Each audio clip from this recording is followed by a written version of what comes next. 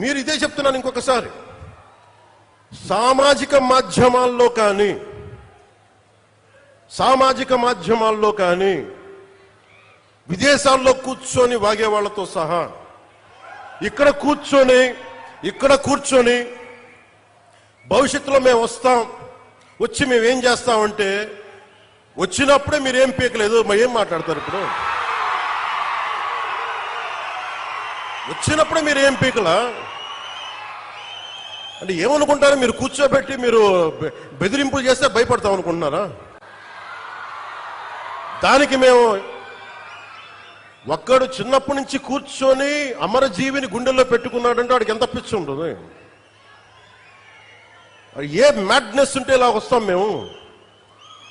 ఏ అండదండ లేకుండా పార్టీ పెట్టి ఇక్కడ దాకా వచ్చామంటే ఎంత కమిట్మెంట్ ఉండాలి నీకు సమాజం మీద, దేశం మీద, రాష్ట్రం మీద, ప్రజల మీద? పద్ధతులు మార్చుకోండి. ఒక మాట అనాలంటే అనండి, తప్పేం లేదు. డెమోక్రసీ ఇది, ప్రజాస్వామ్యం. ఖచ్చితంగా అనండి. అనటానికి కొన్ని గీతలు ఉంటాయి. గీతలను దాటి మాట్లాడితే